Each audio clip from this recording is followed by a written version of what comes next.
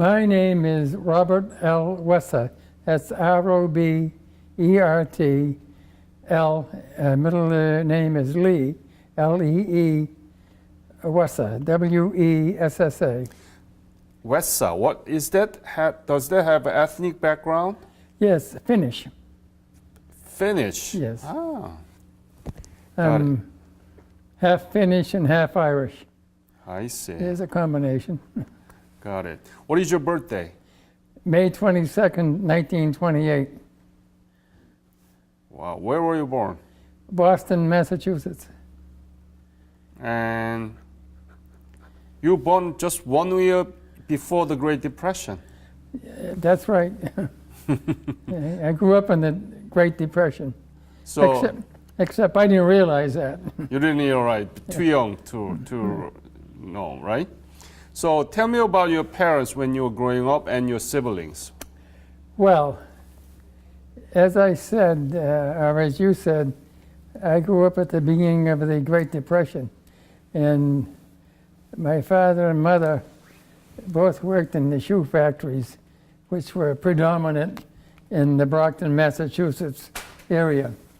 And my grandmother, my father's mother, who was Finnish, had been widowed some 10 years previously, and all her children had grown up, got married, and moved elsewhere. So she elected to take care of me in the first 6 years of my life, which is how I learned to speak Finnish and not English, because most of the conversation in my grandmother's household and amongst her friends was in the Finnish language. And as a result, my mother, who was Irish, had somewhat of a difficult time communicating with me, but we made out all right. Say, nice meeting you in Finnish. Now you're making me think. Yeah. Oikein hyvä second sinua. Say in Finnish, I am a Korean War veteran. Minä olen Korean sotaväki veteran. So what school did you go? What school did you graduate? High school? Monsignor James Quayle High School in Taunton, Mass. Could you spell the name? Monsignor. M. O-N-S-I-G-N-O-R,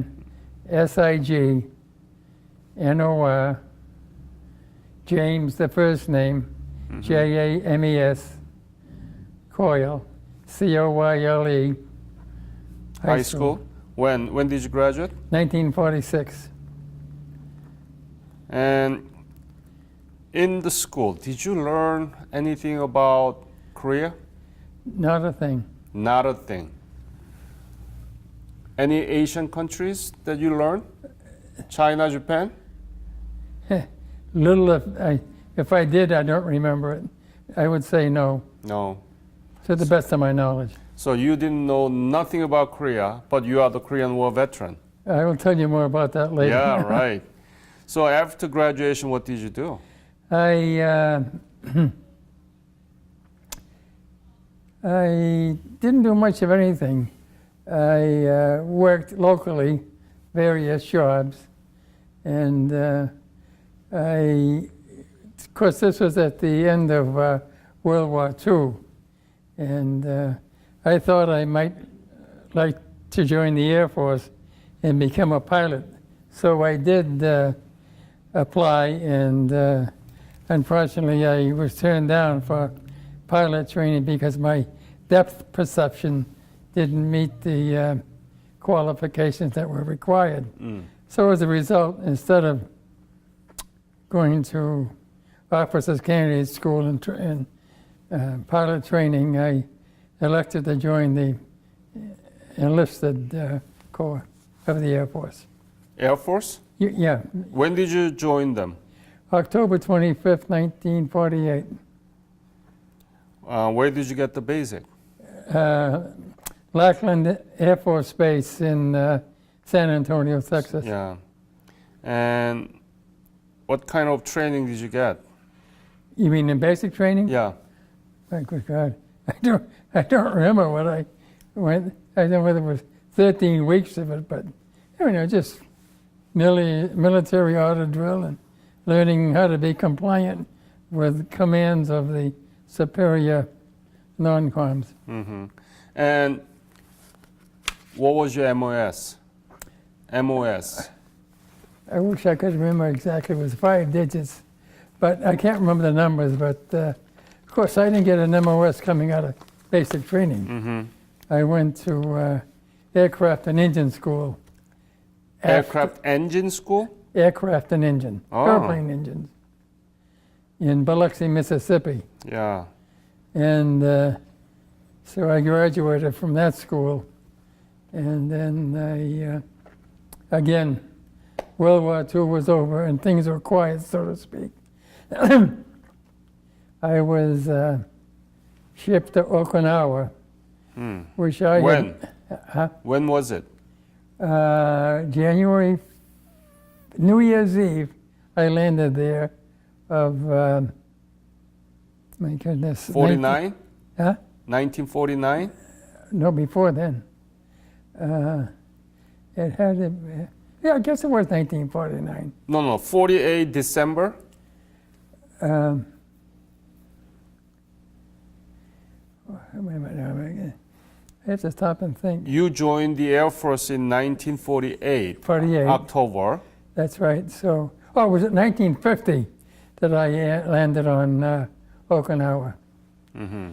To tell you the truth, when I got there, I didn't know where I was because I didn't know much about Okinawa either, except that during World War II it had been a ferocious battleground. Mm-hmm. So what did you do in Okinawa? As I said before, this was the end of World War II. I was assigned to work on a C-46 transport airplane. Mm-hmm. And then one thing led to another, and I got a couple. I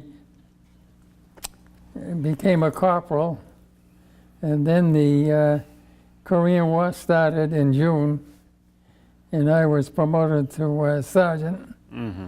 And then my first flight leaving Okinawa to go to Korea was actually July 4th of that year.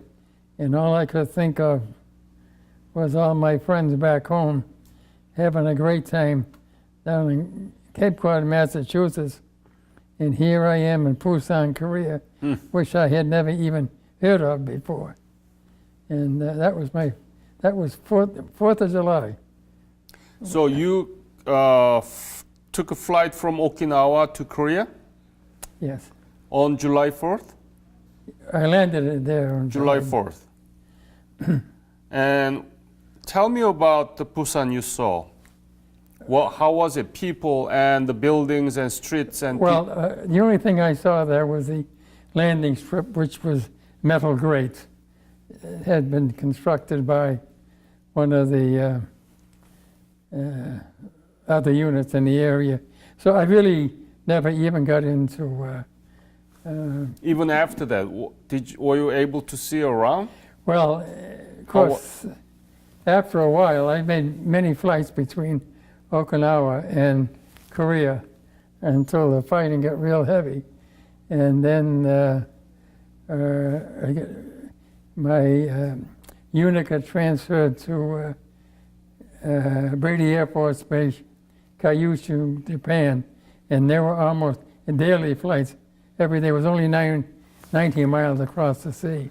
So you were not in Korea permanently, but you were just commuting. Well, wait a minute, time goes by, and then eventually the Allied forces overcame the North Korean forces and took possession of Seoul, and Kempo Air Force Base was there, and my unit was... What was your unit, by the way? Well, I was with the 5th Air Force in the 437th Troop Carrier I'm Wing. sorry? Which one? 437 Mm-hmm. Troop Carrier Ah. Wing. Carrier wing. So basically, you from Okinawa to Korea, you were carrying the soldiers. Well, more than just soldiers, carried supplies, okay, well, whatever had to be transported, either in or out, or even when the war really got intensive, one of the things we flew back was wounded military Soldiers. personnel, Right. Army or Marines or whatever the case was. Well, what did you do in that plane? I was the crew chief. Oh, I went wherever the airplane went, and I was responsible for the maintenance of that airplane.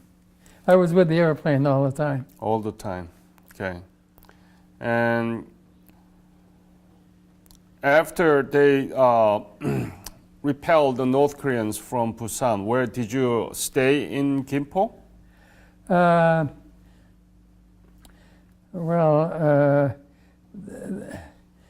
The base, there must have been about 30 what we call K fields, airports throughout Korea, and I flew into most of them. And then they had the invasion at the Chosun Reservoir, and I can remember flying in there. And that, again, that was a temporary airfield, and we were the first airplane in, and all the others came in with the same mission. So it was a case of first in, last out. So we stayed there a while, and we took on wounded military personnel, flew So- them back to Was your airplane C-46 from the beginning to C-47. 47? Yeah. And tell me about the Joseon Reservoir, Jangjin Reservoir. When did you take a flight, and what did you do? What did you see? Tell me the details of it. Well, of course, I never saw the reservoir. All I saw was the wounded military personnel who took part in the battle there, and were being flown back to Japan to military hospitals to take care of their wounds. So I never left the airfield. But you landed in the airstrip that was made temporarily in the middle, in between Jangjin Reservoir and down there, right? Yeah, exactly. Yeah. Describe the scene. I mean, what did you see? What kind of soldiers? What kind of wounds? How bad was it? Tell me the details, please. Well, I don't know how badly their wounds were because they had medics tending to them. See, my only responsibility was the airplane, not taking care of the wounded. The only thing I do remember, we also had a woman, North Korean woman, who had been wounded, and she had been brought, and she obviously couldn't speak English, and I knew that we were on the way back to Japan, and it was cold, and you could tell she was shivering, so I got her a blanket and put it over her, and I can remember, and she, I guess, was saying thank you, and she reached into her pocket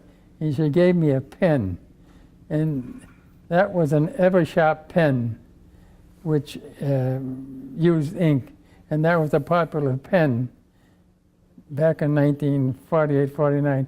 And I often wonder wherever she got that particular fountain pen. Mm-hmm. Gave it to me. I still have it at home somewhere. You still have that? Yeah, I never threw it away. Yeah. But she is from North Korea, right? She was from North Korea. So must be she's from the very rich family I have and no well idea. educated. I have no idea. Mm. Of course, we couldn't communicate, so I don't know. Other than that, that was it. Any other episode you remember about Jangjin? You know, About the battle?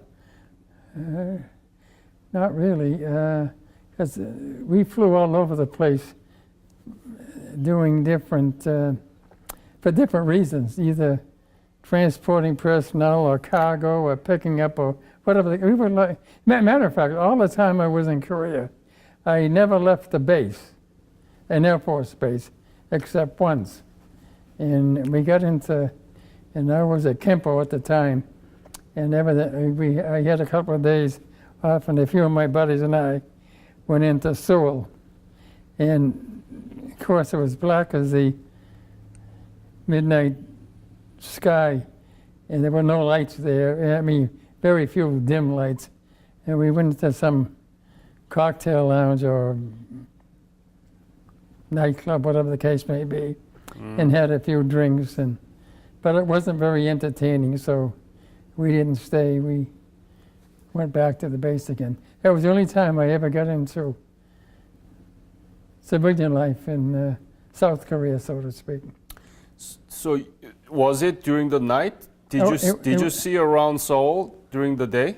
No, only at night. Never seen. Well, I saw it from the air, Oh, but I never saw it. so tell me about what did you see from the air about Seoul or any other city you remember? Oh my God, that's hard to describe. I can't remember what I saw from the air. I guess we're just like, it didn't seem very big at the time. I honestly can't remember what I saw, except we flew over it, I don't know, dozens of times. Not dozens, more than that, scores of times. Were there any enemy airplane threatening you guys? Not enemy airplanes. Oh, one other thing we did. This was at the beginning of the war. We had a mission to fly what we call the funny papers and drop them off over the various villages in South Korea. And what it was propaganda leaflets that we dropped on the village. And I don't know what those leaflets said, but the only thing I can remember, we were flying low so that the newspapers wouldn't fly all over the place. When I say low, maybe 100 feet above the treetops. Wow. And maybe, I can't remember exactly. But the only thing I can remember is we were being shot at by small arms weapons by the people on the ground. And we had a few bullet holes in the fuselage of the airplane. But that's it. That's the closest I got to being shot. Why did you call it funny paper? Well, it just just an American way. It wasn't funny. It was funny to us. Why? It was well, because we couldn't read it. We didn't know what it said. You know how a paperboy goes out delivering. So it must be in Chinese or Korean? Oh, it must have been Korean. Korean. Yeah. Yeah. Yeah. So that's. So your base was in Okinawa then? Well, I had. What is the main basis that your service was located? On Okinawa? Kadena. Was it Okinawa, right? Yeah, Kadena Air Force Base. Kadena Air Force, yeah. Yeah. So what did you do when you didn't take a flight? Probably went to the NCO club and drank beer. No, there wasn't much to do. We played, we played baseball, softball, and basketball, all kinds of games. Because remember, this was after World War II was over and before the Korean War really started. There was nothing to do. Matter of fact, I think we had something like 12 airplanes in our unit. And out of the 12 airplanes, only 3 were fit for flying because we didn't have any spare parts to replace parts that are not functional. Okinawa was a very boring place. How was your life there? Where did you sleep? What did you eat? How was life there? Was it okay? Well, when we first landed there, I can remember we stayed in a Quonset hut, and it rained hard, and that Quonset hut leaked. Eventually, we moved to, I think it was a 3-story building that was newly built, and that was nice accommodations. Mm-hmm. Every day, hot meals and showers. Oh yeah, every day. Yeah. It's good to be in Air Force, right?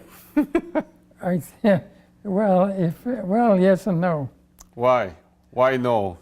Well, yeah, it was all right when you were on the ground in the base, and I'm sure with any other, whether it's Marines or the Army, until you got into combat, and then you had to go with the flow and suffer with whatever was going to happen. And in the time that I was there, we did lose a few airplanes, fortunately. Mine. How? Oh, they either crashed or... I don't really know how they happened, but I know the crews never came back. And of course, we were never told what happened. Matter of fact, I don't think they knew what happened. My father was pilot too. Is that? Yeah. Now, were you born in Korea? Yes. Whereabouts? Seoul. Oh, you were okay. Yeah, I was born in Seoul, but after the war, Yeah. my father was pilot. He was pilot for F-86, F-5A, Oh, is that F-4D, Yeah. so Phantom. You know, that's funny that you should mention that. When we got the, well, you know what Kimpo was then. Gimpo, yes. Yeah. Well, we were there along with a bunch of C-54 airplanes. And then one day, these jet fighters flew in and landed. Mm-hmm. I had never seen a jet fighter before. I was positively amazed. Must be F-86 or what? 86, 84 Sabre jets. Sabre, yeah? Yeah. Mm.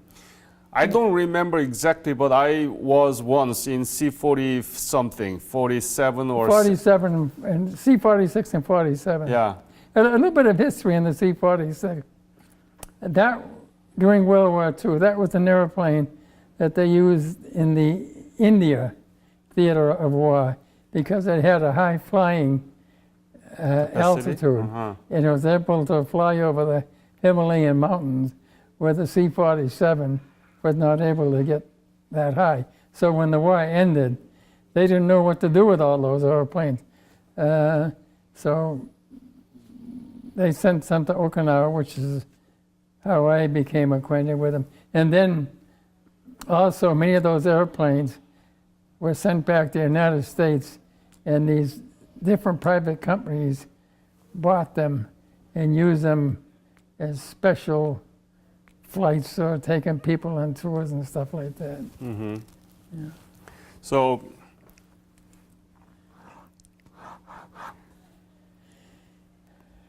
how much were you paid at the time? Surgeon, Air Force. I want to compare that with the armies. Well, Well, like I said, when I landed on Okinawa, I was at PFC. I was made a corporal in 2 months. Then the war started, and because I was flying, I got promoted to a sergeant. Then, shortly after that, I was promoted to a staff sergeant. So I would say our monthly pay was the same as any other. Other veterans? Of the same rank, right. I see. Like the Army. One thing I did, because I was flying, I used to get 50% hazard pay or flying pay. Mm-hmm. So let's say if my regular pay scale for my rank was, say, $100 a month, because I was flying, I got another $50. So I really got $150 a month. What did you do with that money? I mean, your uniforms, food, and the residence, everything was not called residence, but anyway, there were place to sleep, right? So you don't have to spend money for that. I had money going home to my mother, and she used to put in the bank for me. So after I only did, I came home, I had accumulated a lot of points. You came home in a point system. Mm-hmm. So I came home in August of 51. And I was sent to Mitchell Air Force Base out in New York, and I bought myself a car. With their money? Well, yeah. And my mother and father gave me a little bit of extra money to help me along. So I had that car to travel forth between New York and home. So what did you do after you retired from the Air Force?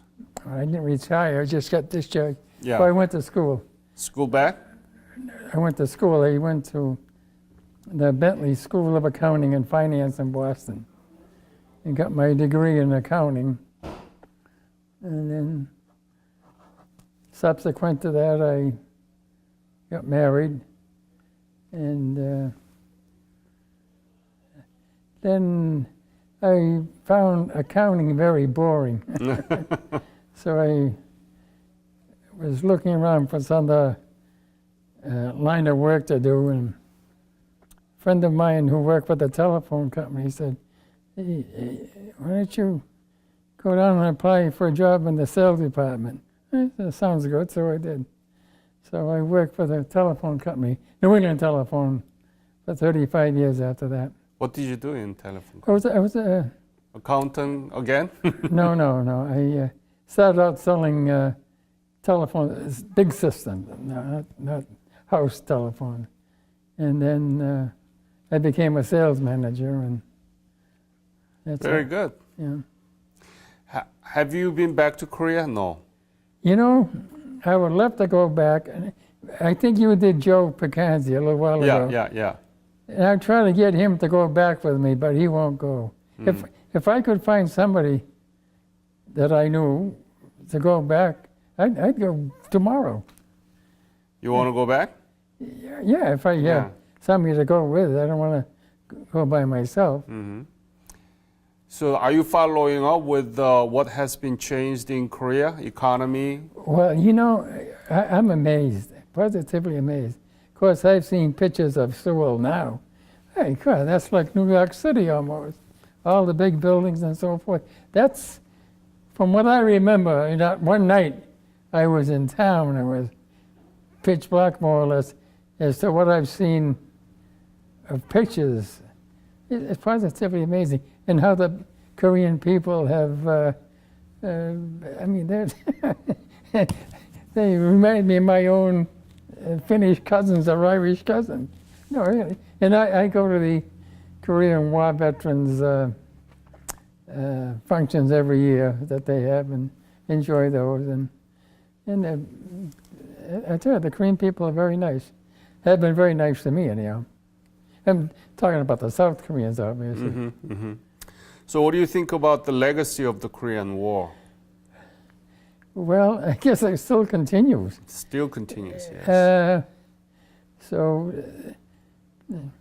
I don't think that's a legacy. It's just a continuation of, and I don't know much about the, I forget the name of the line. DMZ? Yeah. That's still there, right? Yeah, still right there. Yeah. I mean, do you know any war that lasted more than 60 years after ceasefire in 20th century history? I agree. I don't. You don't, right? No, that's Yeah. right. Yeah, it's amazing. Why do you think it's been known as forgotten war? Well, because other wars became along, like Vietnam, and they evidently got much more publicity in the newspapers and on TV and movies or whatever the case may be. And so the publicity has diminished on the Korean War. Why Except- we don't get so much publicity? Because the Korean War has one of the most serious casualties, you know? Yes, I Yeah. agree. Why? Why we don't get the publicity about I that? wish I knew. Huh? I don't have an answer. Hmm. I don't have an answer. And it's a shame. It is. So that's why we are using it and making it as a digital history textbook or teaching material, and teachers are using those in the classroom, Well, that's nice. That's very good. isn't it? Yeah. Yeah. I don't know how much you've learned from me, but I suppose every one of us that comes through here has a different remembrances, I suppose. Absolutely. Yeah. Yeah, different military have a Yeah. different roles and different, functions. Yeah. And you did it to carry all these people all around, in and out, and carrying out those wounded, Yeah. so that you saved a lot of people. Then on the other hand, friends of mine like Joe Pacanzi, who was in the infantry right on the front lines, I mean, that's a job I wouldn't have wanted. Yeah, he was on the patrol every night, That's right, yeah. and he told me that he's scared because he looked at this tree was there, but suddenly the tree seems to be moved, Yeah. and he was beginning to think whether it's a snipers, Or is it my imagination or what? Yeah. No, I agree. yeah. Yeah. But at the same time, airplane can drop, dropped any Well, time. we could have been shot down too. Yeah, Oh, yeah. well, that's another thing. I think I was involved in 3 or 4 airdrops where we took the airborne and we dropped them in different places. Like, I can't remember the name of the place. It was on the western coast of Korea. What was the big airport? Almost due west of Busan, the lower part. Masan? Huh? Masan? No, we launched an invasion there. But I can't. Incheon? Incheon. Mm-hmm. That's it. Yeah. When did you drop those? Well, I don't remember the date, but we What did- year? Oh, 1950. yes, it would have been 1950. That's Uh-huh. correct. Yeah. Uh-huh. Yeah. What kind of things that did you airdrop? Oh, just paratroopers, airborne, Oh. airborne Okay. military. Yeah. Was it on the Incheon landing? Not on the landing itself, but After? after, subsequent to that. Yeah. That's another thing I didn't tell you.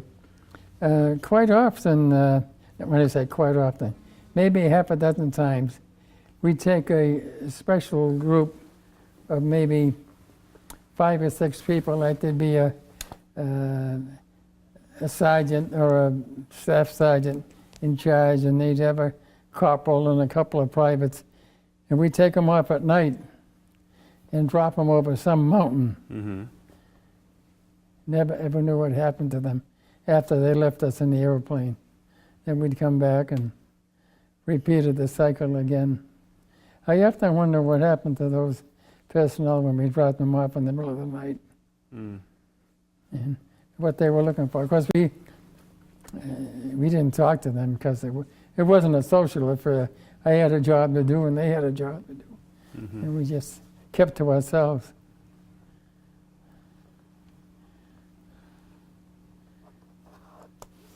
So you want to go back if there are somebody that you can travel with together, right? Yes, I would, yeah. You know that there is a Korean government program called Revisit Program, Yes, right? I know They that, invite you back. That's right. Yeah. You're going to enjoy it, really. I'm sure I would. Yeah. My wife doesn't want to go either, so. Mhm. But you will see how much transformation has been made. Oh, I'm sure. Yeah. And you will be very, very proud, Yeah, and you will be really treated very nice. yeah, I'm sure I would be. Yeah. Yeah. Any other comments that you want to leave? I wish I could remember everything. I suppose I do. Well, I'll remember them on the way home. But I gave you my telephone number, Yeah. so anytime you have a question, feel free to give me a call. Bob, thank you very much for your service. You're quite welcome. Yep. I Thank you.